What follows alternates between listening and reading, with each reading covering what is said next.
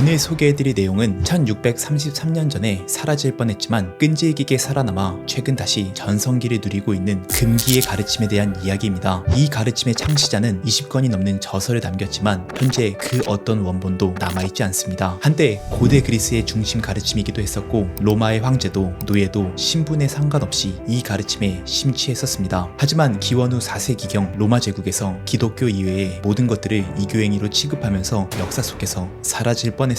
이러한 박해에도 불구하고 끈질기게 살아남았고 현대에 들어 재조명되며 심리학, 자기개발, 철학 등의 분야에서 엄청난 각광을 받고 있습니다. 한때 서구 문명의 중심에 있었지만 소멸될 뻔했었고 최근 다시 전성기를 누리고 있는 이 가르침은 바로 스토이시즘입니다. 스토이시즘이 무엇인지, 이 가르침이 왜 재조명되고 있는지, 그리고 오늘날을 살아가는 우리에게 어떤 교훈을 주는지를 정리해보았습니다. 그럼 바로 시작합니다. 스토이시즘은 고대 그리스에서 시작되었습니다. 기원전 300년경 그리스는 세계적인 제국이었고 아테네는 그 제국의 중심지였습니다. 이 시기에 인류 역사에 큰 영향을 미친 4개의 학파가 등장했습니다. 플라톤 학파, 아리스토텔레스 학파, 에피쿠로스 학파, 그리고 스토아 학파입니다. 이 4학파 모두 인간의 행복과 지식 추구를 목표로 했습니다. 플라톤, 아리스토텔레스 학파는 학술적 지향성이 강했던 반면 에피쿠로스, 스토아 학파는 일상생활 속에서의 실천을 중시했습니다. 일상 속 실천을 중시한 스토아 학파는 아테네 시민이 자유롭게 드나들 수 있는 스토아 포이킬레에서 가르침을 발전시켰습니다. 스토이시즘이라는 이름은 이들이 모였던 장소의 이름을 따서 지어졌습니다. 스토아의 가르침은 삶을 나의 통제권 안으로 되돌리는 것에 집중합니다. 스토아 사상가 에피테토스는 세상을 2가지로 구분했습니다. 통제할 수 있는 것과 통제할 수 없는 것입니다. 통제할 수 있는 것들은 내가 어떤 행동을 선택할지, 어떻게 반응할지를 결정하는 것들입니다. 이것은 전적으로 내 안에서 비롯되는 것들입니다. 반면 타인의 말이나 행동, 세상의 흐름, 날씨 등은 내가 아무리 애써도 바꿀 수 없는 외부의 것들입니다. 이러한 그의 주장은 그의 삶을 반영한 매우 실천적인 관점이었습니다. 에픽테토스라는 이름은 소유물, 취득된 것이라는 뜻입니다. 그의 이름을 통해 알 수 있듯이 그는 노예 출신이었습니다. 자신의 몸, 명예, 자유조차 마음대로 허락되지 않던 그에게 삶은 타인의 결정에 좌우되는 것이었습니다. 하지만 그는 그런 삶 속에서도 자신의 생각과 태도만은 지킬 수 있다고 믿었습니다. 에픽테토스는 말했습니다. 우리를 괴롭히는 것은 어떤 일 자체가 아니라 그 일에 대한 우리의 생각이다. 그래서 스토아 가르침은 외부의 상황을 바꾸는 데 집중하는 대신 그 상황에 대한 우리의 인식과 판단, 감정의 흐름을 다듬는 훈련에 집중합니다. 판단을 정돈하고 감정을 다스리는 대표적인 스토아 훈련법은 부정적 시각화입니다. 부정적 시각화란 앞으로 일어날 수 있는 최악의 상황이나 내가 소중하게 여기는 것들이 사라지는 것을 미리 상상해보는 연습입니다. 예를 들어 건강, 가족, 일자리, 일상적인 평온함이 어느 날 갑자기 내 곁을 떠난다고 생각해보는 것입니다. 이 방법은 언뜻 보면 오히려 불안과 두려움을 키우는 것처럼 느껴질 수 있습니다. 하지만 스토아 사상가들은 이런 연습이 삶의 소중함을 더 깊이 느끼게 해주고 예상치 못한 어려움이 닥쳤을 때에도 흔들리지 않는 마음을 기르는 데 도움이 된다고 말합니다. 우리는 평소에 당연하게 여기는 것들이 사라질 수 있다는 사실을 자주 망각합니다. 그래서 사소한 불편이나 작은 변화에도 쉽게 불안해하고 만족보다는 결핍을 더 크게 느끼게 됩니다. 하지만 부정적 시각화를 통해 이 모든 것들이 언제든 내 곁을 떠날 수 있다는 현실을 받아들일 때 지금 누리고 있는 것들에 대한 감사와 만족이 자연스럽게 커질 수 있습니다. 또한 최악의 상황을 미리 상상해보는 연습은 실제로 그런 일이 닥쳤을 때 침착하게 대처할 수 있는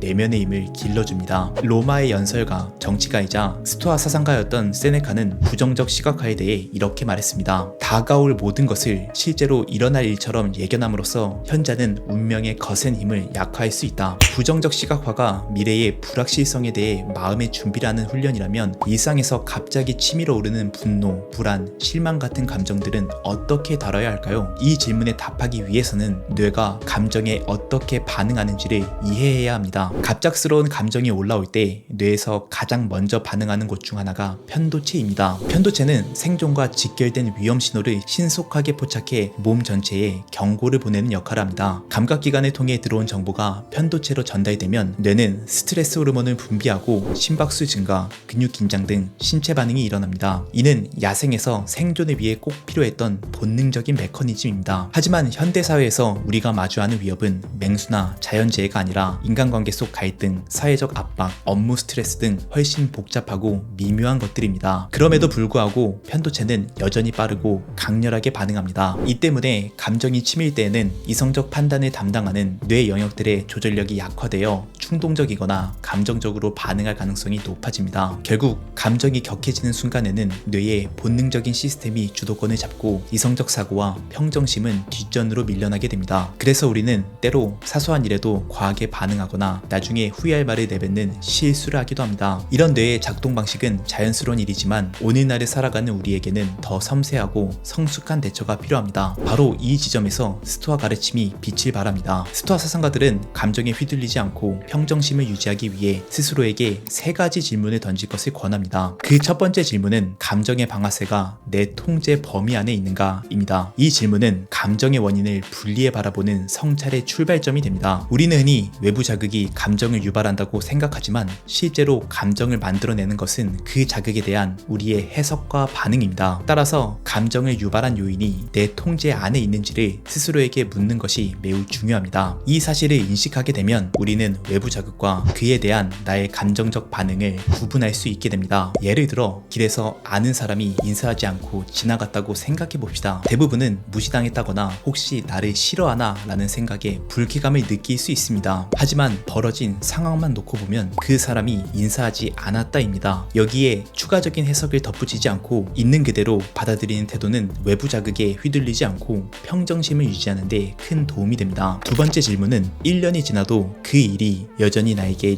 중요한가입니다. 이렇게 자문해보면 지금의 감정적 반응이 실제로 얼마나 오래 의미를 가질지 그리고 충동적인 행동이 어떤 결과를 가져올지에 대해 한 번 더 생각해 볼 수 있습니다. 대부분의 분노와 실망, 불안은 시간이 지나면 자연스럽게 사라집니다. 로마 황제이자 스토아 사상가였던 마르쿠스 아우렐리우스는 엄청나게 분노가 치미는 순간에 인간의 삶은 덧없다는 것을 기억하라고 조언했습니다. 우리의 삶이 유한하듯 부정적 감정도 결국은 지나가는 순간임을 깨닫는 것이 중요합니다. 단 한 가지 변하지 않고 무한한 게 있다면 그것은 모든 감정은 일시적이다 라는 깨달음입니다. 이처럼 감정의 일시성을 인식하면 우리는 부정적 감정의 초점을 다른 곳으로 옮기고 상황을 새롭게 해석할 수 있습니다. 마지막으로 3번째 질문은 이 상황을 나에게 도움이 되는 것으로 바꿀 수 있는가입니다. 스토이시즘은 인격적 발전과 내면의 성숙을 삶의 중요한 목표로 봅니다. 따라서 당장의 불쾌감이나 분노에 머무르지 않고 이 경험을 통해 내가 배울 수 있는 점은 무엇일까? 이 상황이 내 인내심이나 이해심을 키우는데 어떤 도움이 될 수 있을까와 같은 성찰을 중요하게 여깁니다. 이처럼 상황을 긍정적으로 재해석하고 나의 성장과 배움의 기회로 삼으려는 태도는 감정에 휘둘리지 않고